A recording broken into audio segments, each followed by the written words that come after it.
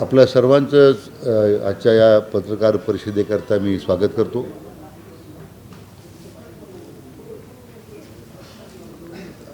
आपल्या राज्याचे लोकप्रिय मुख्यमंत्री माननीय देवेंद्रजी फडणवीस यांच्या नेतृत्वाखाली जलसंपदा विभागाचं कामकाज अधिक गतिमान आणि लोकाभिमुख व्हावं आणि जनसहभागानं अधिक आपल्याला या सर्व कामाला गती मिळावी म्हणून गेल्या वर्षापासून आपण जल व्यवस्थापन कृती पंधरवडा आपण सुरू केला आहे. आणि ह्यावर्षीसुद्धा आपण तो पंधरवडा साजरा करताना एक पुण्यश्लोक अहिल्यादेवींच्या त्रिशताब्दीच्या निमित्तानं त्याचं औचित्य साधून आपण गोदा ते नर्मदा या जलयात्रेचं आयोजन आपण केलेलं आहे. आपल्याला कल्पना आहे की पुण्यश्लोक अहिल्यादेवी आपल्या भारतातील अत्यंत दूरदर्शी आणि लोकाभिमुख प्रशासक म्हणून त्यांची ख्याती होतीच, परंतु त्याचबरोबर पाणी संवर्धनाचं विशेष करून मंदिरांची पुनर्बांधणी असेल, जुने घाटांचं बांधकाम असेल, फार मोठं काम त्यांनी आपल्यासमोर एक आदर्श म्हणून ठेवलेला आहे. आणि त्यातूनच प्रेरणा घेऊन माननीय मुख्यमंत्री देवेंद्रजी फडणवीस यांच्या मार्गदर्शनाखाली आम्ही गोदा ते नर्मदा यात्रेचं आयोजन केलेलं आहे. या संपूर्ण यात्रेमध्ये पुण्यश्लोक अहिल्यादेवींचा जीवनपट आपण LED व्हॅनच्याद्वारे आपण जनतेसमोर मांडणारच आहोत. पण त्याचबरोबर जलसंपदा विभागाची आत्तापर्यंतची जी वाटचाल आहे आणि त्याचबरोबर माननीय मुख्यमंत्री महोदयांच्या पुढाकारानं दुष्काळमुक्त महाराष्ट्र करण्याचा संकल्प त्यांनी जो केलेला आहे त्याला अनुसरून माहिती आपण या यात्रेच्या निमित्तानं आपण देणार आहोत. संपूर्ण साधारण 400 वारकरी त्र्यंबकेश्वर निघतील आणि त्याचवेळी चौंडीवरूनही 400 वारकरी तिकडने निघतील. उद्या 25 तारखेला सकाळी 11 वाजता माननीय मुख्यमंत्री महोदयांच्या हस्ते यात्रेचा शुभारंभ श्री क्षेत्र त्र्यंबकेश्वरातून होईल.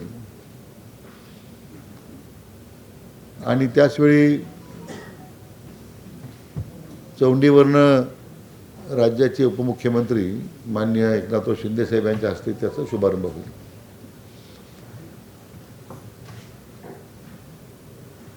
या कार्यक्रमाच्या निमित्तानं हा जो संपूर्ण यात्रेचा प्रवास आहे म्हणजे नाशिक त्र्यंबकेश्वर, नाशिक, सिन्नर, संगमनेर मार्गे मग ती शिर्डीला पोहोचेल. पहिला मुक्काम संगमनेरला आहे 25 तारखेला, दुसरा मुक्काम शिर्डीमध्ये आहे. चौंडून नगरी यात्रा जी तिचा पहिला मुक्काम अहिल्यानगर आहे आणि ती दुसऱ्या दिवशी पुन्हा ती यात्रासुद्धा शिर्डीमध्ये गेली.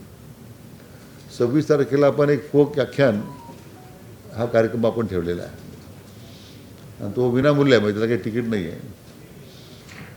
आणि 27 तारखेला ती यात्रा मग कोपरगाव, वैजापूर, गंगापूर मार्गे संभाजीनगर मार्गे भृष्णेश्वरला मुक्कामाला जाईल की ज्या भृष्णेश्वरला एक मोठा तळं किंवा मंदिराची बांधणी अहिल्यादेवींनी केली होती. दोन्ही यात्रा एकत्रचपणे शिर्डीहून पुढे जातील एकत्र. आणि 28 तारखेला मग भृष्णेश्वरून मग ती कन्नड चाळीसगाव मार्गे धुळ्याला मुक्कामाला जाईल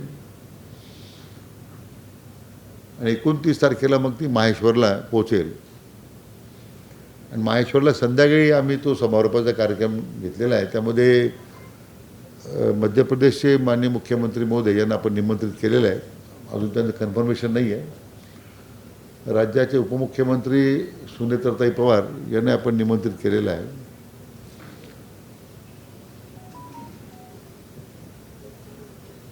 होळकर घराण्याचे वंशज यशवंतराव होळकर तृतीय ते सुद्धा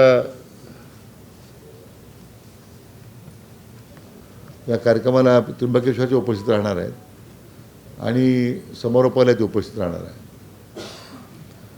यात्रेच्या निमित्तानं आपण एक असा वेगळा आगळा उपक्रम राबवलेला आहे की राज्यातील 30 नद्यांचे जे आहेत आपण कलश विधिवत पूजा करून त्या भागातून गडचिरोलीपासून कलश येणार आहेत शिर्डीमध्ये 26 तारखेला, आणि ते सर्व कलश घेऊन आपण मग 27 तारखेला माहेश्वरपर्यंत घेऊन जाणार आहोत. मला सांगायला आनंद हो की प्रत्येक भागामध्ये नदीच्या ज्या भागातून नद्या जातात त्यात सर्व आमदार महोदय असतील, खासदार महोदय असतील, मंत्री महोदय असतील, सर्व ठिकाणी आता विधिवत पूजा करून ते कलश आमच्या जलसंपदा खात्याच्या माध्यमातून ते शिर्डीमध्ये येणार आहे. आणि ह्या सगळ्या यात्रेच्या पार्श्वभूमीवर दोन्ही यात्रा अतिशय आमच्या दृष्टीने महत्त्वाच्या आहेत. एका बाजूला गोदावरीचं जेल आम्ही घेऊन जातो आहे आणि दुसऱ्या ठिकाणी पवित्र माती जी आहे चौंडीची ती आपण त्या ठिकाणी घेतो आहे. आणि ही यात्रा मग 5 दिवस आहे. मी संपूर्ण यात्रामध्ये मी स्वतःच पूर्ण वेळ सहभागी आहे. याच्यात संपूर्ण यात्रेकरू असणार आहेत आणि हा संपूर्ण प्रवास बसमध्ये आहे त्याच्यामध्ये. त्यामुळे आपल्यालाही विनंती आहे, आपण काय असेल तर आपल्यालाही विनंती, आत्ताच मी तुम्हाला निमंत्रण देतो आमच्यावर बसमध्ये प्रवास करण्याचं. तर एवढं बसमध्ये तुम्हाला कुठे उतरून घेता येईल अशी काही म्हणजे कंपल्सरी इथं बसल्यानंतर नर्मदेला जायला पाहिजे असं काही नाही आहे. पण एक फील आहे ना का यात्रेचा, आपण यू कॅन जॉईन अस, म्हणजे आपल्याला तेवढ्या सगळ्यांना त्यानिमित्ताने विनंती आहे. आणि उद्याचा जो उद्घाटनाचा कार्यक्रम आहे आपल्या सगळ्या पत्रकार बांधवांना माझी विनंती, आपण मोठ्या संख्येने यावं. आम्ही त्यासाठी आमच्या विभागाच्या वतीने सर्व व्यवस्था केलेली आहे आणि अधिकाधिक आमच्या या उपक्रमाला आपण प्रसिद्धी द्यावी अशी विनंती आहे. नाशिकमधून जाताना 7 ठिकाणी स्वागताचे कार्यक्रम आहेत. सातपूरपासून तर थेट नाशिक रोडला स्थानिक कार्यकर्ते यात्रेत स्वागत करते. एक 10-10 मिनटाचाच कार्यक्रम आहे, ते काही सभा वगैरे नाही, भाषणं नाही आहेत. एक मग सिन्नरला स्वागत होईल, मग नांदूर शिंगोटा, मग संगमनेरला पदयात्रा आहे मात्र संध्याकाळी 7 नंतर, आणि तिथं मुक्काम आहे पहिल्या यात्रेचा. त्याच पद्धतीने चोंडीनेर यात्रेचा प्रवास कर्जत, चापडगाव, मिरजगाव मार्गे अहिल्यानगरला संध्याकाळी येईल. मग अहिल्यानगरला पदयात्रा आहे आणि मग मुक्काम अहिल्यानगरला आहे. अशा पद्धतीने कार्यक्रमाचं आयोजन केलेलं आहे. मग त्याचं डिटेल वाटतं आपल्याला मिळाली पद्धती.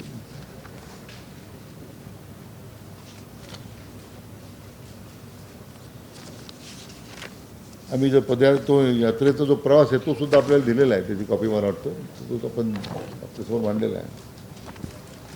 हेच आपल्याला सांगायचं होतं, आपल्या सर्वांचं सहकार्य आपण द्यावं अशी विनंती आहे.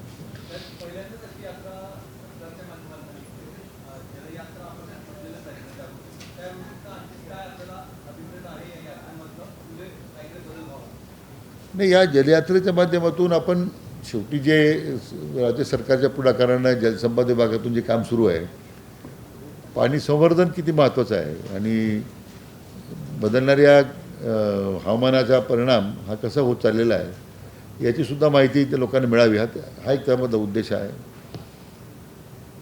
विशेष करून आपण पुण्यश्लोक अहिल्यादेवींच्या कार्यकर्तृत्वाचा गौरव तर करतोच आपण, परंतु त्यांच्या दूरदृष्टीमुळे किती या जलसंचयनावर किती उत्तम काम झालं आणि तो आजच्या पिढीला किती प्रेरणादायी आहे हे सुद्धा आपण सांगण्याचा प्रयत्न करणार आहोत. आणि माननीय मुख्यमंत्री महोदयांचा जो संकल्प आहे दुष्काळमुक्त महाराष्ट्राचा, त्यासाठी राज्य सरकार ज्या विविध उपाययोजना करत आहे ते सुद्धा लोकांसमोर आम्ही मांडण्याचा प्रयत्न करणार आहोत. हे 5 LED व्हॅन राहणार आहेत, ते कंटिन्युअसली रन ते क्लिपिंग दाखवत राहतील.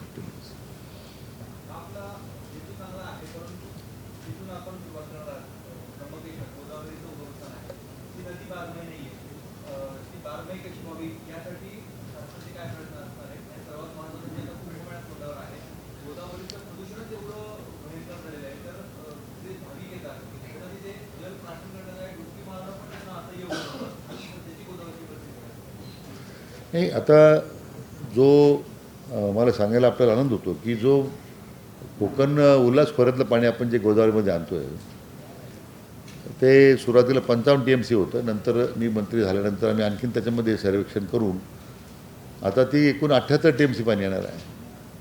त्याचा PFR तयार आहे आणि आता मला वाटतं पुढच्या 4 महिन्यात DPR तयार करून आपण मला वाटतं 4 महिन्यामध्ये आपण टेंडरसुद्धा जाऊ. आपण साधारण 90,000 कोटी रुपये त्याला खर्च अपेक्षित आहे.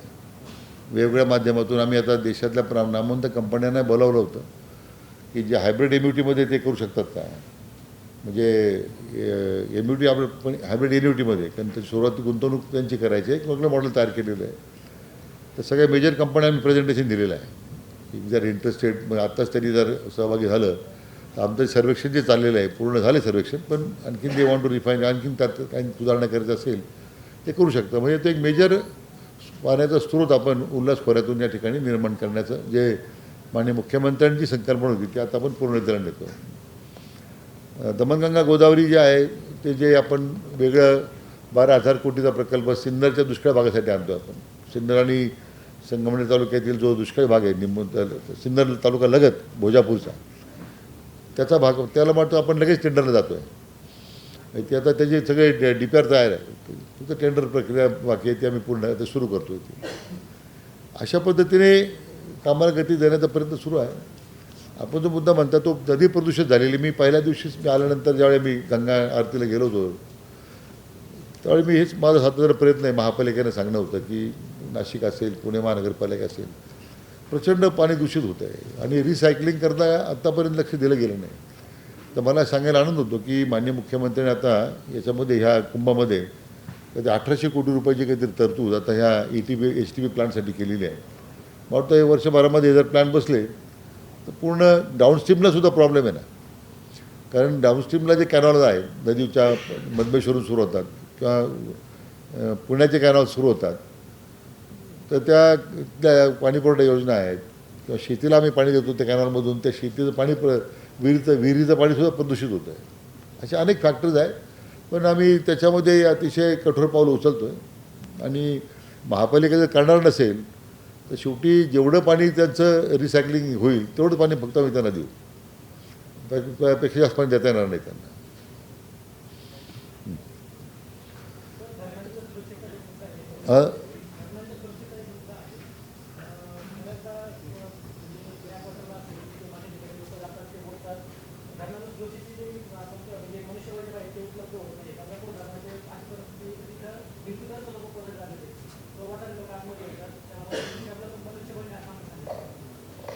नाही, आता दोन भाग आहेत त्यामध्ये. पहिला भाग, बरेच अतिक्रमण आपण आता धरणाच्या भोवताली आपण काढतो आहे आणि बहुतांशी जागा जलसंपदा खात्याच्या नावावरही नव्हत्या. मी गेले 6 महिने 7 महिने आम्ही प्रयत्न करून, आपल्याला आश्चर्य वाटेल, 56,000 एकर जमीन आम्ही ह्या 6 महिन्यात जलसंपदा खात्याच्या नावावर लावून घेतली. म्हणजे इतका एक्सटेन्सिव्ह सर्वे करून महसूल खात्या मदतीने 56,000 एकर्स, म्हणजे कमी म्हणजे मोठी तशी व्याप्ती होती याला. आणि आपण जे म्हणता त्यामुळे आता ही जी कार्यवाही सुरू होते, आम्ही कारवाई करायला जावं तर लक्षात येतं की जमीन नावावर नाही जलसंपदा खात्याच्या, असे बऱ्याच ठिकाणी घडलं. तर आता आम्ही ती कार्यवाही सुरू करतो आणि स्वतंत्र जे महाराष्ट्र सिक्युरिटी फोर्स आहे आपल्या राज्य सरकारचं, त्यांनाच आम्ही आता हे सगळ्या धरण सुरक्षिततेचं काम द्यायचा आम्ही निर्णय केलेला आहे.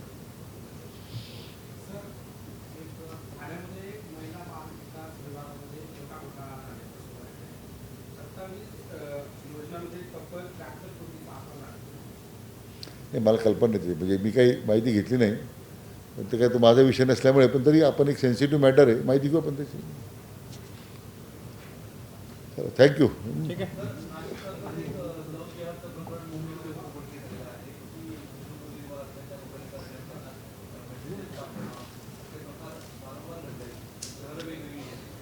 नाही, दुर्दैवानं नाशिकचं जे प्रकरण आहे, माझं मत आहे टिप ऑफ द आईसबर्ग म्हणून आपण त्याला, अनेक ठिकाणी आता अशी प्रकरणं पुढे यायला लागलेली आहे. पण माझ्या याचा आश्चर्य वाटतं की ठीक आहे, ते आपण मग कोणाचं लक्षात आल्यानंतर आपण कारवाई करतो किंवा लगेच पाऊल उचलतो आहे, परंतु ज्या भागामध्ये होतं किंवा ज्या गाव शहरांमध्ये होतं तिथली लोकंसुद्धा संवेदनशील असली पाहिजे असं माझं मत आहे. कारण त्यांच्याच कुटुंबातल्या मुलं त्या ठिकाणी नोकरी करत आहेत. आता त्यांनी तातडीनं मग पोलीस विभागाला जर कल्पना दिली, पोलीस विभागाने त्यानंतर कारवाई केली तर ते गंभीर आहे, परंतु सेन्सिटायझेशन जे आता एम्प्लॉईजला केलं पाहिजे आपण म्हणतो, तसं जनतेलासुद्धा सेन्सिटाईज करण्याची आवश्यकता असं माझं मत आहे. की शेवटी आपल्याच घरातल्या मुली आहेत ना, माझ्या असतील तुमच्या असतील, तर आपण we are part of the system. मी काय कोणा दोष देत नाही. हे तर आता कॉल सेंटरला घडलं आहे किंवा TCSमध्ये, बऱ्याच ठिकाणी नोकरीच्या ठिकाणीसुद्धा आता असे प्रकरण पुढे यायला लागलेले आहेत. काही ठिकाणी शाळकरी मुलीच्या बाबतीमध्ये त्याच्यामध्ये मागे सोनेला याला राहुरी तालुक्यात गावात घडलं होतं. मी स्वतः तिथे गेलो होतो. मला वाटतं शेवटी कायदे होतील, कडक कारवाई करावं लागेल, सगळं बरोबर आहे, पण society has to be sensitise की हे किती गंभीर आहेत. समाजानं त्या संदर्भात एक आवाज उठवण्याची गरज आहे. समाजाचा दबाव या लव जिहादींच्या विरुद्ध जे जिहादी करणाऱ्या लोकांविरुद्ध निर्माण करत नाही तो मला वाटतं हे थांबणार नाही. कारण आपल्या सगळ्यांची सामुदायिक जबाबदारी आहे. मी काय त्याच्यातच मी भाग आहे.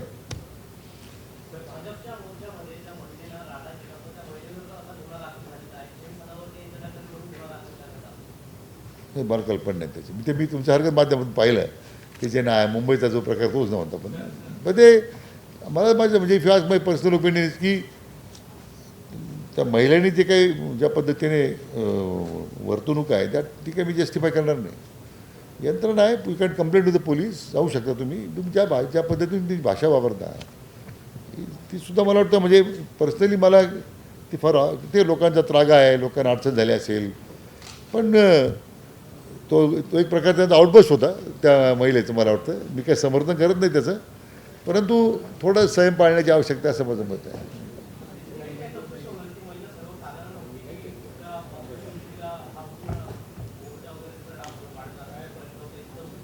नाही तर माहिती आहे, चौकशीमध्ये समोर येईल आता काय असेल ते.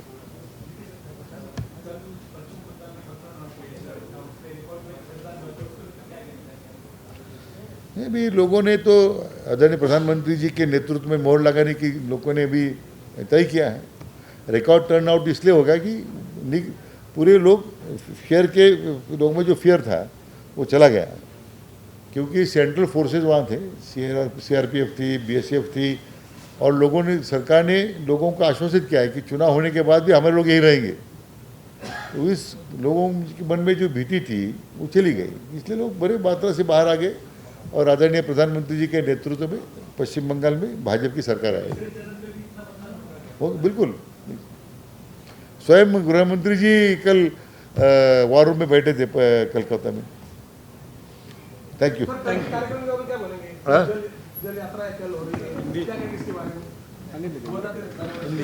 हिंदी गोदा ते नर्मदा जल यात्रा का हमने एक पहल की है, जिसमें पुण्यश्लोक अहिल्यादेवी होळकर के 30 शताब्दी के अवसर पर उनका कार्य है लोगों के सामने जाए. तरुण पीढ़ी है, यंग जनरेशन के सामने तो आना चाहिए. और माननीय मुख्यमंत्री जी के नेतृत्व में हम जो दुष्काल मुक्त सूखा मुक्त महाराष्ट्र की जो हम अभी उसके लिए काम कर रहे हैं. अभी तक जल संपदा विभाग ने हमारे विभाग ने क्या काम किया है वो लोगों के सामने आएगा. सरकार की अगली नीति क्या रहेगी वो लोग जनता के सामने आएगी. यानी एक तो आध्यात्म और सरकार के काम का एक मैं समझता हूँ कि एकत्रित हम इस पर काम करेंगे.